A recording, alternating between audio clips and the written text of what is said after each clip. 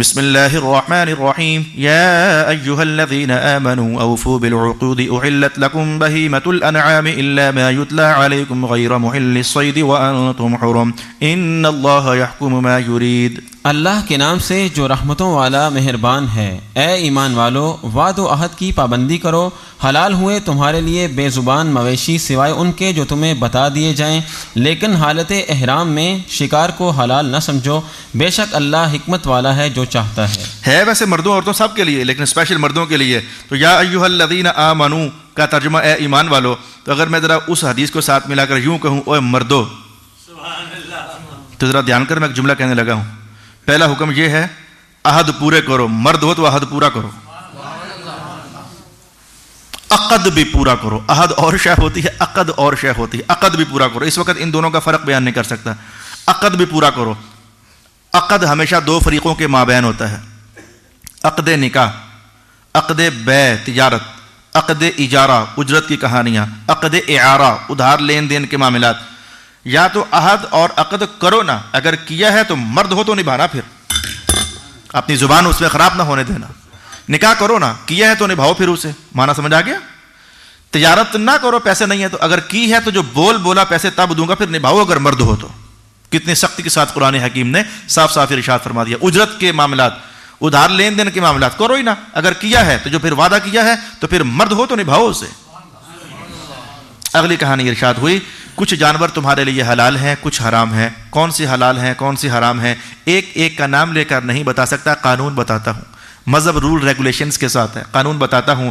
جو بھی جانور شکار کرتے ہیں ان کے دانت نوکیلے ہوتے ہیں، شیر، چیتا وغیرہ، تو جن کے دانت نوکیلے ہوتے ہیں وہ سارے جانور حرام شکار کرتے ہیں۔ جن کے دانت، جو جانور صرف گھاس چرتے ہیں ان کے دانت نوکیلے نہیں ہوتے، فلیٹ ہوتے ہیں برابر سارے۔ بکرا، میں دیہاتی آدمی مجھے بالکل سمجھ آ رہی ہے، بکرا، گائے، بھینس، اونٹ، ان کے دانت بالکل فلیٹ ہوتے ہیں برابر۔ جو گوشت خور ہوتے ہیں ان کے دانت نوکیلے، جو گھاس والے ہوتے ہیں ان کے دانت برابر۔ انسان چونکہ گوشت بھی کھاتا ہے سبزیاں بھی کھاتا ہے، اسی لیے اللہ نے اسے دانت دونوں طرح کے عطا فرمائے، سامنے والے فلیٹ اور آگے جاؤ تو نوکیلے۔ یہ دونوں کام کرتا ہے، اللہ نے دانت بھی اس کے دونوں طرح کے بنا دیے۔ تو جو نوکیلے دانت والے ہیں، گوشت خور شکار کرنے والے، وہ حرام، اور جو برابر درجے کے دانت رکھنے والے جانور ہیں وہ حلال۔ ان میں چونکہ گدھا بھی آتا تھا، اس لیے خندق کے موقع پر، خیبر کے موقع پر رسول پاک علیہ السلام نے اسپیشل حکم جاری کر دیا، گدھا بھی حرام ہے، اعلان کر دیا گیا گدھا بھی حرام۔ یہ موٹا سا دستور ہو گیا۔ پرندوں کی دنیا میں آ جائیں، جو پرندے پنجوں کے ساتھ شکار کرتے ہیں، نوچ کر کھا جاتے ہیں، وہ سارے پرندے حرام۔ اور جو پرندے پنجے تو ان کے ہیں پر وہ ان سے شکار نہیں کرتے بلکہ دانہ چگتے ہیں، وہ سارے پرندے اللہ تعالیٰ نے ہمارے لیے حلال قرار دے دیے۔ یہ دونوں باتیں سرکار دو عالم صلی اللہ علیہ وآلہ وسلم نے ارشاد فرمائی۔ کچھ جانور تمہارے لیے حلال ہیں اور کچھ جانور تمہارے لیے حرام ہیں۔ اگلا حکم اس آیت میں یہ ہوا کہ جب تم حالت احرام میں ہوتے ہو تو شکار کرنا، خشکی کا شکار کرنا اللہ تعالیٰ نے تمہارے لیے منع فرما دیا۔ البتہ صید البحر، سمندر کا شکار، سمندر کا سفر کر رہے ہو، مچھلی وغیرہ اگر ملتی ہے، ضرورت بنی ہوئی ہے تو وہ شکار کر کے تم کھا سکتے ہو، خشکی کا شکار تم نہیں کر سکتے۔ يا أيها الذين آمنوا لا تحلوا شعائر الله ولا الشهر الحرام ولا الهدي ولا القلائد ولا آمين البيت الحرام يبتغون فضلا من ربهم ورضوانا وإذا حللتم فاصطادوا ولا يجرمنكم شنآن قوم أن صدوكم عن المسجد الحرام أن تعتدوا وتعاونوا على البر والتقوى ولا تعاونوا على الإثم والعدوان واتقوا الله إن الله شديد العقاب۔ اے ایمان والو، بے حرمتی نہ کرو اللہ کی نشانیوں کی، اور نہ حرمت والے مہینوں کی، اور نہ ہی ان قربانیوں کی جو حرم بیچ دی گئی ہوں، اور نہ ان کی جن کے گلے میں علامتیں ہیں، اور نہ عزت والے گھر کی طرف آنے والوں کی جو اپنے رب کا فضل اور رضا ڈھونڈتے ہیں۔ اور جب احرام سے نکلو تو شکار کر سکتے ہو، اور کسی قوم کی دشمنی تمہیں اس پر نہ ابھارے کہ مسجد حرام سے تم روکنے لگو زیادتی کے ساتھ۔ نیکی اور تقوی کے لیے آپس میں ایک دوسرے کی مدد کرو، اور گناہ اور ظلم میں ایک دوسرے کا تعاون نہ کرو، اور ڈرتے رہو اللہ سے، بے شک اللہ کا عذاب سخت۔ پہلا حکم، اے ایمان والو اللہ کی نشانیوں کی بے حرمتی نہ کرو۔ ابن عباس فرماتے ہیں مناسک حج مراد ہیں۔ اس بات کو کھولنے لگا ہوں، طواف یہ ایک منسک ہے، اس کی بے حرمتی نہ کرو، حجر اسود کی بے حرمتی نہ کرو، مقام ابراہیم کی بے حرمتی نہ کرو، صفا اور مروہ کی بے حرمتی نہ کرو، مینا کی بے حرمتی نہ کرو، عرفات کی بے حرمتی نہ کرو، مزدلفہ کی بے حرمتی نہ کرو. یعنی یہ سب اللہ کی نشانیاں ہیں. جلدی کے ساتھ سمجھیں، اگر حجر اسود ہے اس کے پیچھے بھی کسی نبی کا ہاتھ ہے، اگر مقام ابراہیم ہے تو اس کے پیچھے بھی کسی رسول کی نسبت ہے، اگر مینا کی کہانی ہے تو وہاں پیچھے حضرت ہاجرہ پاکیزہ خاتون کی نسبت ہے، صفا اور مروہ میں مینا کی کہانی ہے تو وہاں حضرت اسماعیل علیہ السلام کی قربانی کی نسبت ہے، اگر عرفات ہے تو وہاں بھی حضرت ابراہیم کی ایک نسبت ہے. وہ لمبی کہانیوں کو سمیٹ رہا ہوں. زمزم کا پانی ہے تو وہاں بھی ایک نبی کی نسبت کی بنیاد پر یہ ساری چیزیں، ہر نشانی کے پیچھے کوئی رسول ہے یا اللہ کا برگزیدہ بندہ ہے. تو مولا کائنات نے سمجھایا کہ یہ جو چیزیں ہیں ان کے پیچھے دیکھو نسبتیں بڑی اونچی ہیں، تو لہذا یہ چیزیں ہماری نشانیاں بن گئی ہیں. اگر پتھر کے پیچھے مقام ابراہیم پتھر کے پیچھے نبی کی نسبت ہو تو قرآن کہے یہ اللہ کی نشانی ہے، اس کی عزت بجا لانی ہے. میں کہوں گا پتھر، تم میرے حسین کو پتھر جتنی قیمت بھی نہیں دے سکتے ہو. ان کے وجود میں رسول پاک علیہ السلام کا خون دوڑتا تھا، رسول کی وجہ ہی سے ان کی نسبت کا احترام کیا ہوتا. ایک تو میں نے یہ استدلال آپ کی خدمت میں کرنا چاہا. دوسری بات، وَلَلشَّهْرَ الْحَرَامِ، حرمت والے مہینے رجب، ذی القعدہ، ذی الحجہ، محرم، یہ 4 مہینے، ان میں قتال نہیں کرنا. وجہ یہ تھی کہ لوگ جب ایام حج میں حج کرنے کے لیے آتے تو عرب لوگ زمانہ جہالت میں ان کو لوٹا کرتے تھے. رب کائنات نے کہا میرے گھر آ رہے ہیں، میرے مہمان ہیں، تو میرے مہمانوں کو لوٹ رہے ہو. زمانہ تو یہی تھا آنے اور جانے کا. جہاز تو نہیں تھا نا کہ 4.5 گھنٹے میں جدہ پہنچ گئے، مہینے لگا کرتے تھے، ہفتے لگا کرتے تھے. تو یہ راستے میں مورچے بنا کر بیٹھا کرتے تھے. تو رب کائنات نے منع فرما دیا یہ میرے مہمان ہیں، میرے مہمانوں کو لوٹا نہ کرو. وہ بڑا گھر تھا جو وہاں پہنچے، وہ اللہ کے بڑے درجے کے مہمان. ہماری مسجدیں چھوٹا گھر ہے، بھئی ثواب اجر میں چھوٹا گھر ہے، ادھر ثواب زیادہ، بڑا گھر ہے. تو یہ بھی اللہ کے مہمان، چلو درجے میں چھوٹے درجے کے مہمان. تو اللہ کے مہمان کو لوٹنا نہیں چاہیے، مسجد سے جوتا نہیں اٹھانا چاہیے. معنی سمجھ آنا چاہیے. میں نے کہا موٹے احکام یہاں 36 ہیں، وگرنہ اگر باریک بینی سے دیکھا رہے تو پھر اور بہت سارے احکام ہیں. جوتا ویسے کہیں سے بھی نہیں اٹھانا چاہیے، لیکن مسجد سے تو خاص کر کے نہ اٹھاؤ، اللہ کے مہمانوں کو تنگ کرتے ہو. اچھا، ایک یہ دلچسپ حکم ہو گیا. وَلَلْحَدْيَ، غور سے، وَلَلْحَدْيَ وَلَلْقَلَائِدَ، قربانی کے لیے جانور پرانے زمانے میں اور اب بھی جو قریب کے لوگ ہیں مکہ میں وہ قربانیاں ساتھ لے کر جایا کرتے تھے. اب کا مجھے معلوم نہیں کہ اس دور میں کیا ہے، کچھ نہ کچھ تو لے کر جاتے ہی ہوں گے. تو قربانیاں اپنی ساتھ لے کر جایا کرتے تھے. رب کائنات نے کہا یہ حج والی قربانیاں ہیں، حاجیوں کی ہیں، میرے مہمانوں کی ہیں، ان کو چھیڑنا نہیں، ان کو تنگ نہیں کرنا، ان کی عزت کرنا. لا تحلوا، ان کی بے حرمتی نہ کرنا. کن کی؟ بکروں کی، اونٹوں کی بے حرمتی نہ کرنا. وللقلائد، ان کے گلوں میں جو ہار ڈالے ہوئے ہیں. ہار ڈالنا نشانی ہوتی تھی کہ اس اونٹنی کا دودھ ہم نے نہیں دھونا، یہ اللہ کے گھر جا رہی ہے. اس بکری کا دودھ نہیں دھونا، یہ اللہ کے گھر جا رہی ہے. تو ہار ڈالا کرتے تھے، اللہ کا حکم تھا، قرآن میں لکھا ہوا ہے. تو کہا کہ وہ جو ہار ہے نا، ان بکروں کے گلے میں ڈلے ہوئے ہار ہیں، ان کی بے حرمتی بھی نہ کرنا. بکرے، اونٹ، لید لگی ہوئی ہے، مینگنیاں لگی ہوئی ہیں، پھر بھی کہا کہ عزت کرنا ان کی. مولا مینگنیاں لگی ہوئی ہیں، کہا مینگنیوں کو نہ دیکھو، میرے مہمانوں کی قربانیاں ہیں. اگر مینگنیوں والے بکرے کی، پلید مینگنیوں والے بکرے کا احترام ہے تو خون رسول کے لیے تو رب نے کہا یہ بڑا پاک ہی پاک ہے، پاک ہی پاک ہے، پاک ہی پاک ہے. ان بکروں کے گلے میں اگر ہار ڈلے ہوئے ہیں تو اگر ان کا احترام ہے تو مرشد حسین تو وہ جو حضور کے گلے میں باہیں ڈال کر کھیلا کرتے تھے، ان کا احترام کیا ہوتا. میرا خیال ہے کہ چند جملوں میں کافی ہونا چاہیے، کافی ہونا چاہیے. اللہ تعالی ہمیں حضور کی آل کی محبت میں دنیا میں رکھے، اسی محبت میں دنیا سے اٹھائے.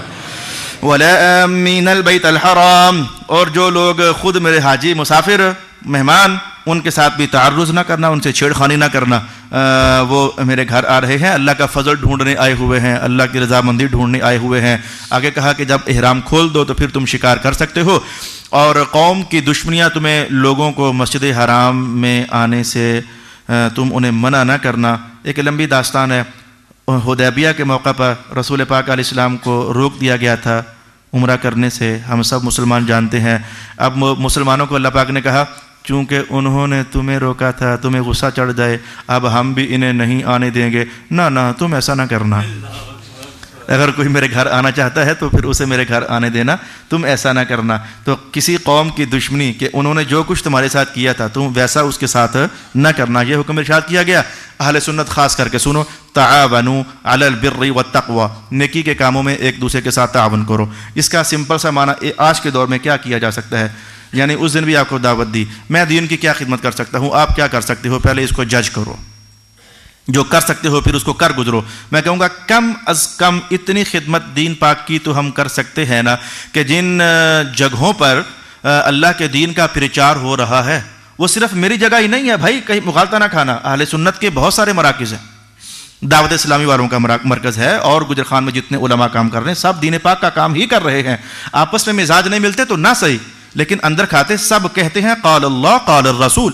ہمیں کسی کی مخالفت کا حق نہیں ہے, کیونکہ سب کی زبان پر نام رسول اللہ ہی کا ہے. مزاج نہ ملے تو مارو, ان مزاجوں کو آگ لگا دو. تو ایک دوسرے کی مخالفت کرتے ہوئے ہم یہ کہہ دیں کہ بھائی اس کے پاس نہ جاؤ, اس کے پاس نہ جاؤ. کم از کم ہمارے مشائخ نے ہماری تربیت یہ نہیں فرمائی. میں کہنے لگا ہوں کہ کیا کر سکتے ہو, جو جس مرکز کے ساتھ بھی تعلق رکھتا ہے وہ دین کی اتنی خدمت تو کر سکتا ہے نا کہ لوگوں کو دعوت دے کر ساتھ لے جائے. میرے پاس آتے ہو دعوت لے کر میرے پاس آ جاؤ, دعوت اسلامی والوں کے پاس جاتے ہو تو دعوت دے کر ان کے پاس لے جاؤ, علامہ قاری ظہور صاحب کے پاس جاتے ہو دعوت دے کر ان کے پاس لے جاؤ, علامہ سجاد صاحب کے پاس جاتے ہو دعوت دے کر ان کے پاس لے جاؤ. الغرض تم اس بات کو اپنی ذمہ داری سمجھو کہ ہمیں کہاں سے فیض مل رہا ہے, اے کاش اور لوگوں کو بھی وہاں سے فیض مل جائے.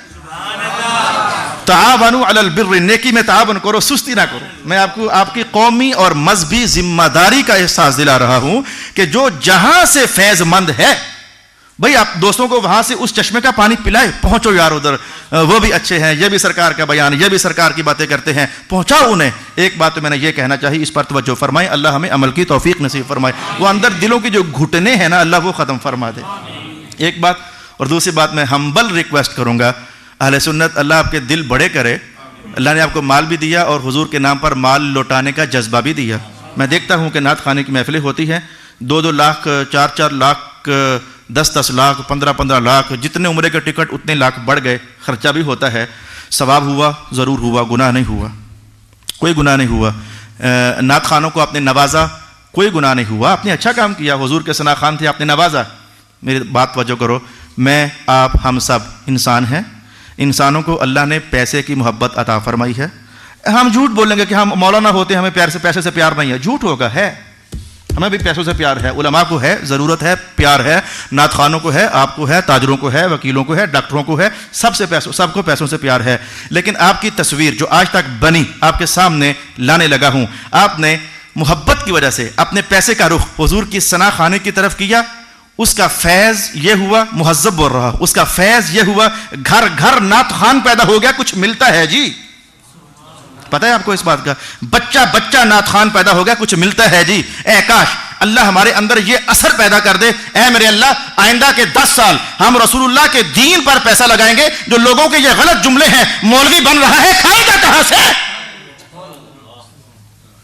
امام بن رہا ہے کھائے گا کہاں سے, جو یہ خیال لوگوں کے اندر چلا گیا. سرمایہ دار اہل سنت میں کہنا چاہوں گا, جہاں سے بھی آئے ہو, خدا را تعاونوا علی البر والتقوی, اپنے پیسے کا رخ چند سالوں کے لیے رسول اللہ کے دین کی طرف کر دو, اپنے علاقے کے مدارس کی طرف کر دو, تاکہ لوگ سمجھ جائیں کہ اگر باقی سارے کھا سکتے ہیں تو محمدی ملنگ بھی کھا کر سوتے ہیں. اسے غلط رنگ نہ دینا, اسے غلط رنگ نہ دینا.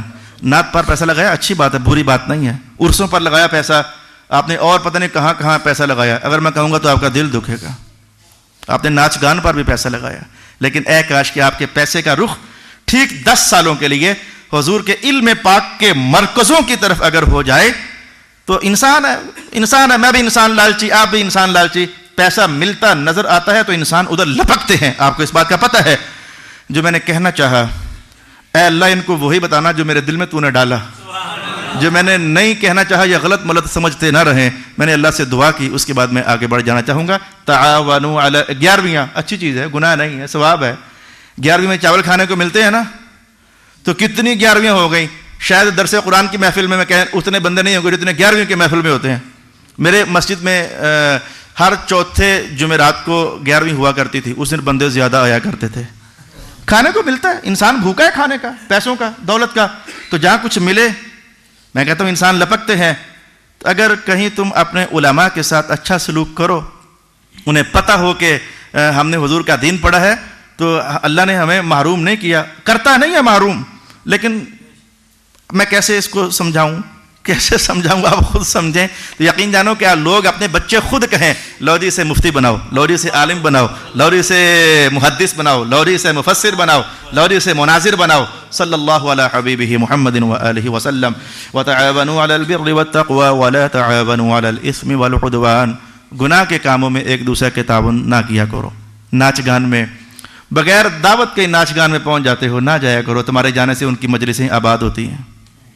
گناہ کے کام میں ایک دوسرے سے تعاون نہ کیا، جایا ہی نہ کرو. اجاڑ دو ہر گناہ کی محفل، اجاڑ کے رکھ دو. گانے شانے والی آتی ہیں تو بھاگ کر چلے جاتے ہو، رقص و سرود ہوتے ہیں بھاگ کر چلے جاتے ہو. نہ جایا کرو. ان کو لگ پتہ جائے گناہگار کی مجلس والوں کو کہ فائدہ کوئی دکان کھولنے کا گاہ کہ کوئی نہیں آتا ہے. استغفر اللہ واتوب الیہ ان اللہ شدید العقاب. گناہوں کی محفلوں میں مدد کرو گے تو پھر اللہ شدید عذاب والا ہے. حرمت علیکم المیتۃ والدم ولحم الخنزیر وما اہل لغیر اللہ به والمنخنقۃ والموقوذۃ والمتردیۃ والنطیحۃ وما اکل السبع الا ما ذکیتم وما ذبح علی النصب وان تستقسموا بالازلام ذلكم فسق. اليوم يئس الذين كفروا من دينكم فلا تخشوهم واخشوني اليوم أكملت لكم دينكم وأتممت عليكم نعمتي ورضيت لكم الإسلام دينا فمن اضطر في مخمصة غير متجانف لإثم فإن الله غفور رحيم. حرام کر دیا گیا تم پر مردار اور خون اور خنزیر کا گوشت اور جس پر ذبح کے وقت غیر اللہ کا نام پکارا گیا اور جو گلا گھونٹنے سے مرے اور بے دھار چیز سے مارا ہوا جانور اور گر کر مرنے والا اور سینگ کی چوٹ سے مرنے والا اور جسے کوئی درندہ کھا گیا سوائے ان کے جنہیں تم ذبح کر لو. اور حرام ہیں وہ جانور جو بتوں کے تھان پر ذبح کیے گئے ہوں اور پانسے ڈال کر تم نے تقسیم کیا ہو. یہ سب گناہ کے کام ہیں. آج کافر لوگ تمہارے دین سے مایوس ہو چکے ہیں، سو ان سے نہ ڈرو اور مجھ سے ہی ڈرو. آج کے دن میں نے تمہارے لیے تمہارا دین مکمل کر دیا اور تم پر اپنی نعمتیں تمام کر دیں اور تمہارے لیے اسلام بحیثیت دین پسند کر لیا. پس وہ شخص جو بھوک کی شدت میں حالت اضطرار میں پڑھ کر گناہ میں جھک نہ گیا ہو اس کے لیے رخصت ہے. پس بے شک اللہ بخشنے والا مہربان. کتنے حکام بیان ہوئے. مردار جو جانور مر گیا اس کا کھانا حرام، ذبح کرو تو اور شے ہے. مردار کھانا حرام، خون پینا حرام. کتنے لوگوں کو بارے میں جانتا ہوں وہ خون پی جاتے ہیں، میں نے خود انہیں پیتے دیکھا، لیکن وہ مسلمان تھے نہیں کافر تھے. خون پینا حرام. خنزیر کا گوشت کھانا حرام. جس جانور کو ذبح کرتے وقت اللہ کا نام نہیں لیا، بتوں کا نام لیا، وہ جانور حرام. جو جانور گلا گھٹنے سے مر جائے، قربانی کے لیے لے کر آتے ہیں تو اس نے زور لگایا تو رسی پھر گئی تو مر گیا، وہ جانور کھانا حرام. جس جانور کو ڈنڈا یا ضرب کوئی سخت لگی، پتھر لگا، چوٹ لگی، مر گیا، وہ جانور کھانا حرام. جو بلندی سے نیچے گر گیا مر گیا، وہ جانور کھانا حرام. بکرے آپس میں لڑ پڑے، ایک نے مارا سینگ، دوسرا مر گیا، وہ جانور کھانا حرام. کتوں کے ذریعے ہم بازوں کے ذریعے شکار کرتے ہیں تو شکاری کتے گئے اور جانوروں کو گرا لیا اور ایک آدھ بوٹی نکال کر کھا لی. فرمایا وہ تم نہیں کھا سکتے، اس نے وہ تمہارے لیے نہیں شکار کیا بلکہ اپنے لیے شکار کیا ہے. اگر وہ سکھایا ہوا ہے، سدھایا ہوا ہے تو جانور کو مارنے کے بعد وہ تمہارے ہی لیے روکے رکھتا، ایک بوٹی بھی اس میں سے نہ نوچتا. تو یہ دلیل ہے کہ اس نے تمہارے لیے مارا ہے، وہ جانور تم کھا سکتے ہو. البتہ جو وہ اپنے لیے ایک آدھ بوٹی نکال کر کھا جائے تو وہ جانور کھانا تمہارے لیے حرام ہو جاتا ہے. وہ جانور جو بتوں کے نام پر ذبح کیے جائیں، انہی کی عبادت کے طور پر ذبح کیے جائیں، وہ جانور کھانے حرام. تیروں کے ذریعے جو مال کمایا جاتا ہے، پرانے دور میں جوا کھیلنے کا ایک انداز ہوتا تھا، تیروں کے ذریعے 10 تیر ہوتے، 7 پر کچھ لکھا ہوتا، 3 پر کچھ نہ لکھا ہوتا، تو پھر ان کو کھڑکا کر کے تو پھینکتے، جس کے نام کا جو آتا تو پھر اسی حساب سے پیسوں کا لین دین کرتے. اختصار عرض کر رہا ہوں تو جوے کے ذریعے حاصل کلام، جوے کے ذریعے کمایا ہوا مال حرام. ان سب کے بارے میں رب کائنات نے کہا یہ فسق کے کام ہیں. ساتھ ہی اعلان کر دیا الیوم اکملت لکم دینکم، ہم نے اپنا دین مکمل کر دیا تمہارے لیے. واتممت علیکم نعمتی، ہماری نعمت پوری ہو گئی. دین اللہ کی بہت بڑی نعمت ہے، سمجھو اس کو، دین پاک اللہ کی بہت بڑی نعمت ہے.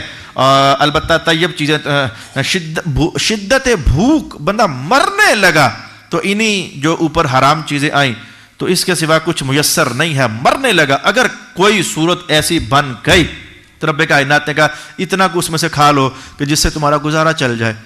آئندہ کچھ ٹائم میں کھانا مل سکے گا، اتنا کو گزارا چل جائے، اتنا کو تم کھاؤ، تو اس بات کی تمہیں اللہ تعالیٰ اجازت دیتا ہے. تمہاری جان کی اللہ کی ہاں قیمت ہے، لہذا اس لیے تمہیں وہ چند نوالے لے لینے کی اللہ تعالیٰ نے اجازت ارشاد فرمائی ہے. البتہ پاک چیزیں جو ہیں وہ تمہارے لیے حلال ہیں، کھانا ہے تو پاک چیزوں کو کھاؤ. وہ ان قریب آگے حکم آ رہا ہے، وہاں جا کر ہم تلاوت کریں گے. يسألونك ماذا أحل لهم قل أحل لكم الطيبات وما علمتم من الجوارح مكلبين تعلمونهن مما علمكم الله فكلوا مما أمسكنا عليكم واذكروا اسم الله عليه واتقوا الله إن الله سريع الحساب. آپ سے پوچھتے ہیں کہ کون سی چیزیں ان کے لیے حلال ہیں، فرما دیجئے حلال ہوئیں تمہارے لیے پاک چیزیں، اور جانور جو تم نے سدھا لیے ان کا شکار بھی حلال ہے کہ تم ان کو سکھاتے ہو، اور اس میں سے جو اللہ نے تم کو سکھایا ہے تو کھاؤ اس میں سے جو تمہارے لیے پکڑ رکھیں، اور اللہ کا نام لو اس پر، اور ڈرو اللہ سے، بے شک اللہ جلد لینے والا ہے حساب. شکار کے جانوروں کے متعلق حکم نازل کیا، کچھ تو میں نے بتا دیا. اگر شکاری باز یا شکاری کتا کچھ خود کھا لے تو وہ تمہارا نہیں بلکہ وہ اسی کا ہے، ایک بات ہے. اور دوسری بات یہ ہے کہ اگر تم نے، تصویر پیش کروں، کتے نے خرگوش پکڑ لیا اور زخمی کر کے گرا دیا، تم جا پہنچے، اگر تو خرگوش ابھی تک زندہ ہے تو اسے باقاعدہ ذبح کرنا پڑے گا، ڈائریکٹ نہیں کھا سکتے. اور اگر کتے نے خرگوش کو پکڑا، دانت اتنا زور کا مارا کہ وہ بس مر ہی گیا، تو اب جب تم پہنچے تو وہ زندہ نہیں تھا بلکہ مر گیا تھا، یہ کھانا ہے کہ نہیں کھانا؟ جواب یہ ہے اگر تو تم نے کتا چھوڑتے وقت پڑھا تھا بسم اللہ اللہ اکبر پڑھا تھا، اب تم یہ کھا سکتے ہو. اور اگر کتا چھوڑتے وقت تم نے یہ نہیں پڑھا تھا جان بوجھ کر تو پھر تم یہ نہیں کھا سکتے ہو. یعنی شکار کے جانوروں کا حکم یہ ہے. تم نے کارتوس مارا، چھرے نکلے، اگر بسم اللہ پڑھ کر فائر کیا تھا تو اب جس کو لگا وہ پرندہ مر گیا، کھا سکتے ہو. اور اگر تم نے بسم اللہ شریف آمدہ نہیں پڑھی تھی تو پھر وہ جس کو فائر لگا تو وہ مر گیا تو اسے تم نہیں کھا سکتے. تم نے تیر چلایا تھا، وہ دور آج نہیں ہے، بحث ہی نہیں کرتا. تو لہٰذا اگر تمہارے وہ پرندے جن کو چھرے لگے مر گئے ہیں، میں نے حکم بیان کر دیا، اگر زندہ پکڑ لیے گئے تو ان کو باقاعدہ پھر ذبح کرنا، زندہ پکڑے جانے کی صورت میں ذبح کرنا.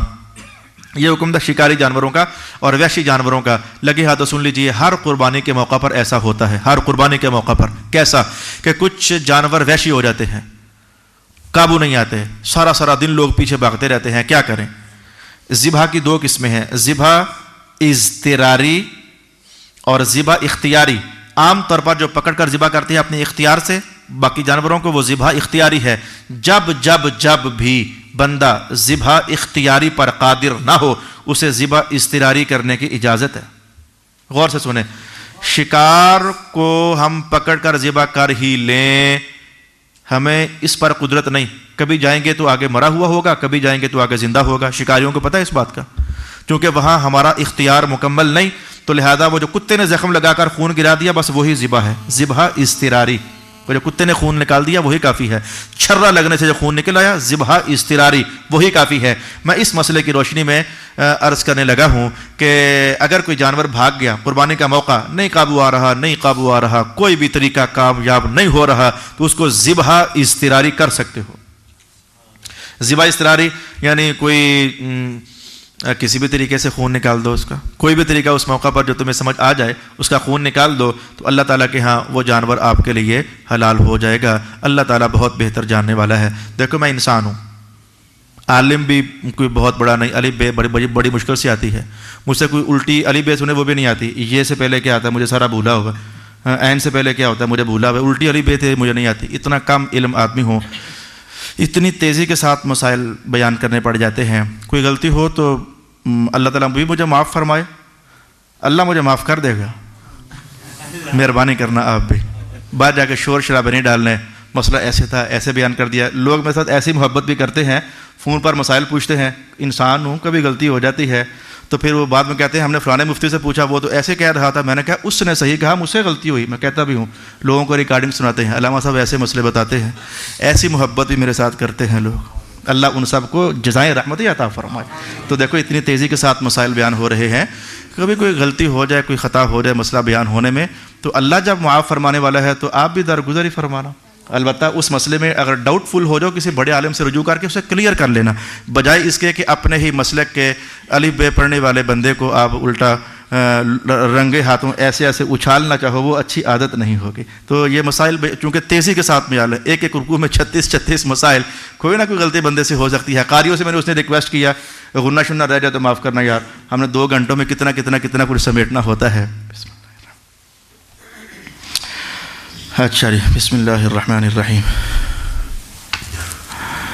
کون سا رکوع ہے؟ اليوم احل لكم الطیبات، اليوم أحل لكم الطيبات وطعام الذين أوتوا الكتاب حل لكم وطعامكم حل لهم والمحصنات من المؤمنات والمحصنات من الذين أوتوا الكتاب من قبلكم إذا آتيتموهن أجورهن محصنين غير مسافحين ولا متخذي أخدان ومن يكفر بالإيمان فقد حبط عمله وهو في الآخرة من الخاسرين۔ آج تمہارے لیے حلال ہوئی پاک چیزیں اور کتاب دیے گئے لوگوں کا کھانا تمہارے لیے حلال ہوا، اور تمہارا طعام بھی ان کے لیے درست ہے، اور مومنہ پارسا عورتیں تم سے پہلے جنہیں کتاب ملی اور ان کی باعفت عورتیں حلال ہیں، جب تم ان کے مہر ادا کرو قید نکاح میں لاتے ہوئے، نہ بدکاری کرتے ہوئے اور نہ مخفی طور پر آشنا بناتے ہوئے، اور جو ایمان کو کفر سے بدلتا ہے تو اس کا عمل اکارت ہو جاتا ہے اور وہ آخرت میں نقصان اٹھانے والوں سے ہوگا۔ ایک تو یہ حکم ہوا کہ ساری پاک چیزیں تمہارے لیے حلال ہیں، دوسرا حکم یہ ہوا کہ اگر جانور یہودی ذبح کرے تو وہ جانور تمہارے لیے حلال ہے، اگر کوئی عیسائی جانور ذبح کرے اس کا کیا ہوا ذبح تمہارے لیے حلال ہے، کیونکہ وہ اللہ کے ساتھ شرک نہیں کرتے، ان کا کفر نبوت کی ذات پر رکا ہوا ہے، رسول اللہ کو مانتے نہیں۔ البتہ جو مشرک بد درجے کا کافر ہوتا ہے، آگ کی عبادت، بتوں کی عبادت، اللہ کے ساتھ اوروں کو رب مانتا ہے، اس کا ذبیحہ بالکل درجے میں ہم نہیں کھا سکتے، مسلمانوں کو اس سے صاف صاف منع کیا گیا۔ اور اگلا حکم یہ ہے کہ توجہ کے ساتھ سننا، میں توجہ چاہوں گا، توجہ کے ساتھ سننا۔ مسلمان عورتوں کے ساتھ مسلمان مردوں کی شادی جائز ہے، یہ تو ہم جانتے ہیں۔ عیسائی عورت کے ساتھ بھی مسلمان مرد کی شادی جائز ہے، یہودی عورت کے ساتھ بھی مسلمان مرد کی شادی جائز ہے۔ بچنا بہت بہتر ہے، جائز ہونا اور چیز ہے، بہتر بھی ہے کہ نہیں؟ بہتر نہیں ہے، صرف جائز ہے، جائز کے درجے ہوتے ہیں۔ تو ویسے بھی میں نے اس دن جملہ بولا تھا، ہر جائز کام لازمی تو نہیں کہ کیا ہی جائے، ہر جائز کام لازم تو نہیں کیا ہی جائے۔ میری دکان 1 ہے تو جائز ہے کہ میں 2 ڈال لوں، جائز ہے کہ 3 ڈال لوں، جائز ہے کہ 10 ڈال لوں، تو لازم تو نہیں ہے کہ دکانیں 10 پوری کروں ہی کروں۔ میں کپڑے کا کاروبار کرتا ہوں تو جائز ہے جوتوں کا کر لوں، لازم تو نہیں کہ جوتوں کا بھی کر ہی ڈالوں۔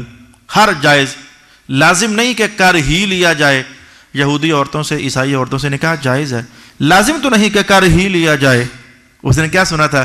لا تنکحوا المشرکات، مشرک درجوں کی جو کافرہ عورتیں ہوتی ہیں ان سے تو ایک مسلمان لونڈی باندی بہتر ہے، اس سے شادی کر لو، لیکن وہ کفر میں ہاتھ نہ مارو۔